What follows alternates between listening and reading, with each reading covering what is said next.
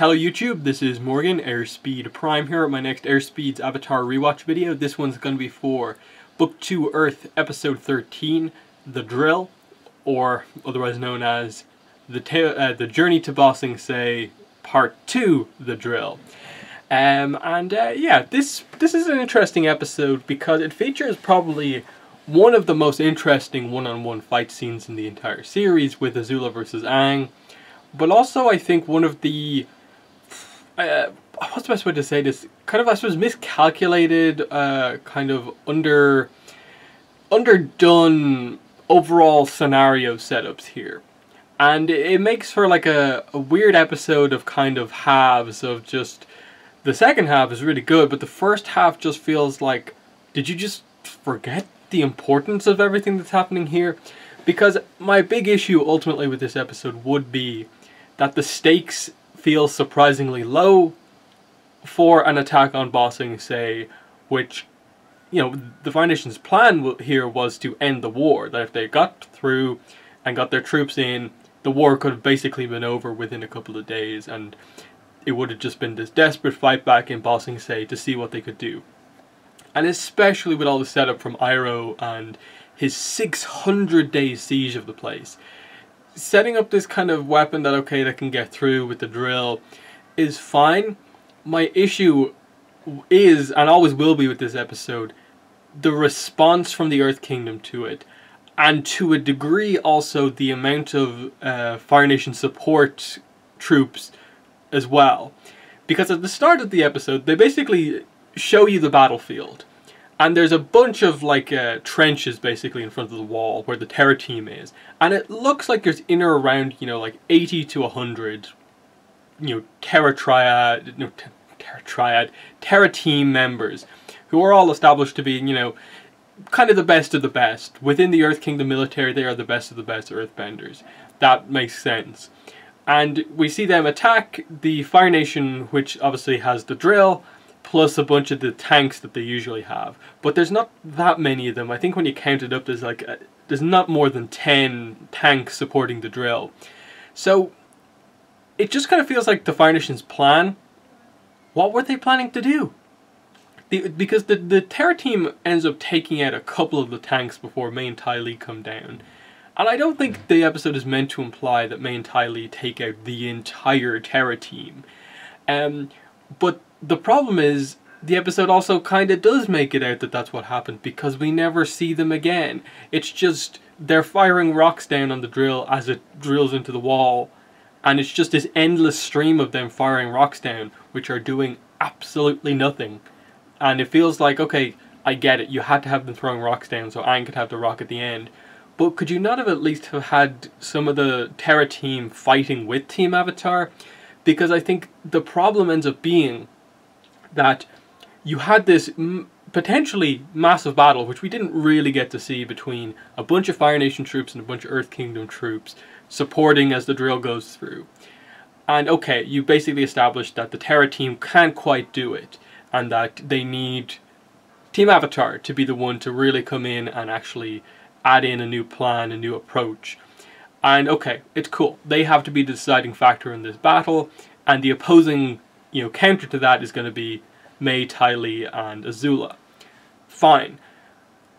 But I feel like once they properly introduce that, okay, Team Avatar are going to be doing this, and their opponents are going to be Mei, Ty Lee, and Azula, they just forget about the troops and anyone else. Like, the tanks just don't seem to be kind of there anymore for most of the episode, or doing anything.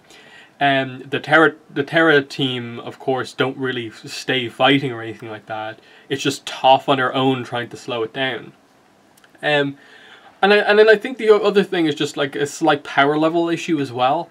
Of just, you basically seem to establish that like Toph is the equivalent of a full Terra team squad of like about 5 guys. That seems to be the case. They formed a giant pillar, Toph formed a giant pillar, they seem similar strength, and that seems to be the way it was done. And I'm like, okay, I get Toph is really, really strong, one of the best Earthbenders we've seen, but the equivalent of 5, you know, admittedly unnamed characters, but part of an elite team, I'm kind of struggling to see that just there. or at the very least, just they feel like they really underpowered these troops.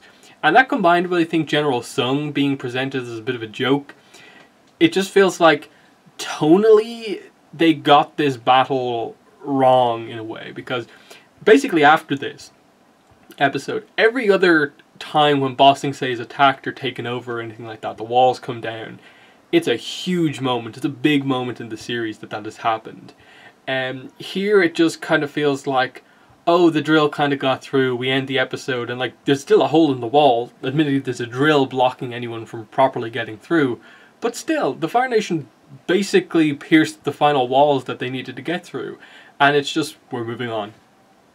I'm like, okay, I get it, that like what we're going to learn in the next episode is, of course, the conspiracy within the walls, that most people in the city aren't aware of the war, and you know that's the case. But I don't think it's really implied that the military just doesn't know, and I don't think it makes a whole lot of sense that there was never any sort of like sense of anyone like calling for reinforcements, like bring people from further around the walls through, in that the drill is going to take a little bit of time to get through. We can fight back, we can call a bunch of people in and make this like battle happen. So with the first like half of the episode, and it kind of applies to most of the episode, that's a lot of my issues with the episode. Is just, this could have been a really, really cool battle, that like this is a battle for Ba Sing Se, which it is, but it ends up feeling so small and low key by the end that it is literally just Team Avatar against Mei Azula and Ty Lee. That it's just like, did you just forget what happened in the first half of the episode? Because again, this is perhaps where maybe in writing the implication wasn't that it was meant to be this big battle, but it kind of was with how you did some of the setup. There was nothing ever really stated about like, here's why Team Avatar have to be the only ones who go out there. Because would even just as like support, backup, why were some of the Terra team not sent with Team Avatar to like defend them as they get in or anything like that?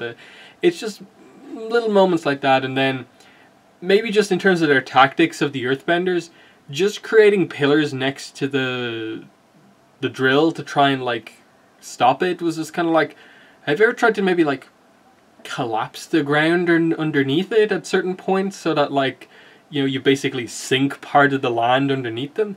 You have enough benders there where I'm pretty sure you could do something like that, especially with like Toph there and thereabouts. And admittedly, that's where it comes in, of course. Anyone who actually had maybe that ability, you could do some crazy stuff with it, and they're focused more on doing martial arts and just attack kind of based, when like, oh no, like, you know, if I was there, this is how I'd order Earthbenders to actually combat the drill. I get it, but it's just like, it felt like a very, very weak attempt from the Terra team, and I think they were meant to be set up as something big, but they just felt really, really weak, and then, of course, the rest of the Fire Nation troops were just kind of forgotten. That said, I think the setup towards the second half of the episode is very well done, with the plan to actually take out the drill of like, we'll do it, we'll take it out from the inside, Sokka's got a plan, we're going to execute that plan. And I like it because it's one of the few times we really get to see like Team Avatar as like a strike team. Just they go in there, they're really, really skilled. Like Toph gets them in, she stays on the outside to slow the thing down. Aang and Katara together are really awesome with the water bending, the amount of effort they have to put in to cut through the braces.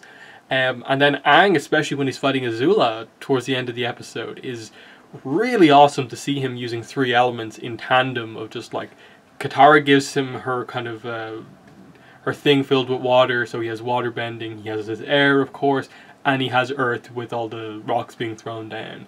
And just how he really, I think, you know, manages to, for the most part, you know, contain Azula. Admittedly, like, she eventually fires him into the wall and kind of knocks him out temporarily, but he gets back into the fight and he adapts to the kind of change in conditions, and with the slurry coming out a lot more than Azula does, and the final blow of course happens, which, you know, is a very, very awesome epic moment of just the music kicks in, the setup that like he does the kind of Olympic sprinter running start up the wall, down, and you know exactly what's going to happen. It's this huge impact as he hits the rock into the drill, and it just shatters all the braces. Azula's sent flying. Like, there's so much energy as she's sent flying backwards. It's like, it's amazing she didn't, like, wasn't injured or anything like that. Like, because it's really incredible. If you just watch Azula, like, she does this pretty powerful attack at Aang, and she is just like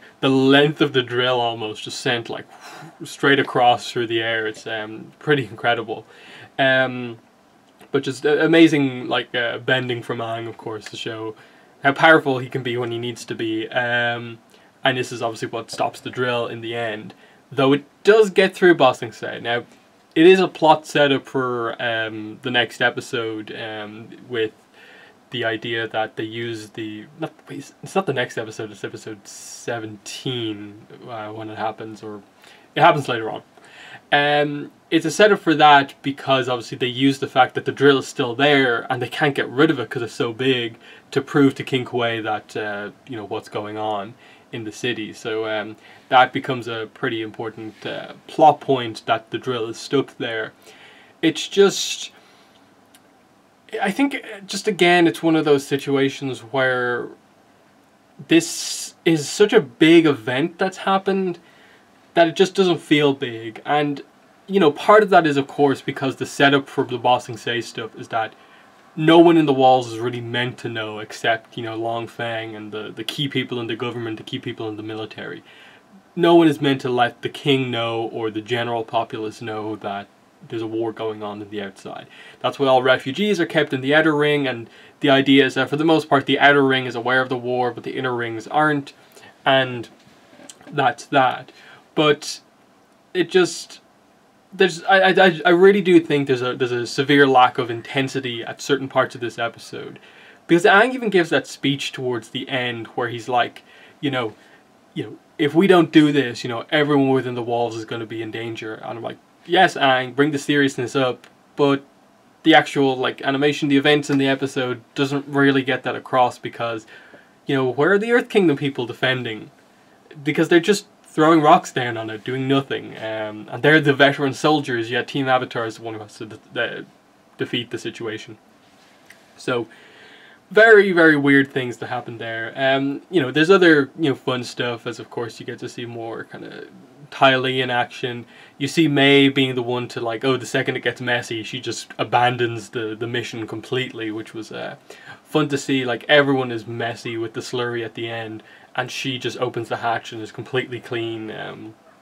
She just completely abandoned them. But it fits her character perfectly that was what happened.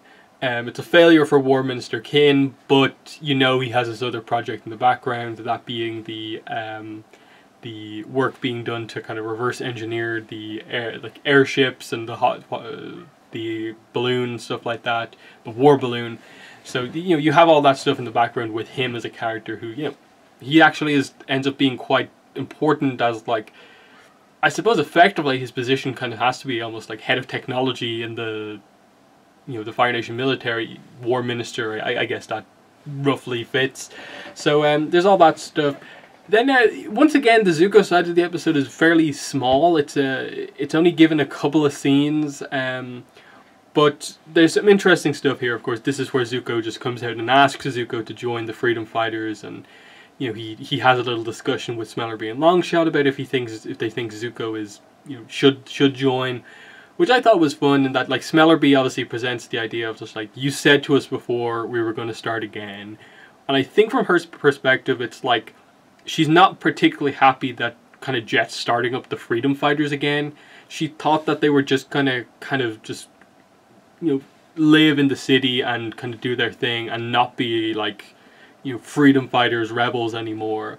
I think that's the implication, that like they're not super into the idea of just freedom fighters again, and potentially some of the kind of you know, grey area stuff that Jet was doing coming back into play. And I like that Longshot, his response is just kind of like a stern expression, and then Jet treats that expression like a full massive answer from Longshot, and he's just like, yeah, I can respect that, Longshot. And so that's just a cool thing, that how they present Longshot and how he communicates. But the core of the episode on that side ends up being that Iroh gets tea from a guy selling tea. It's cold.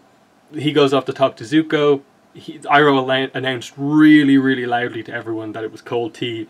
So when Zuko ends the conversation and sees that Iroh's tea is suddenly like boiling hot again, and he hasn't done anything, he basically has figured out that they're firebenders, and immediately switches off. Like, this is Jet kind of back to the way he was towards the end of the episode. Jet, back in book 1, when we got that big reveal that he has no room for subtleties in terms of how we deal with the Fire Nation. He just treats everyone from the Fire Nation, anyone who's a firebender, as bad, and he has to be taken out.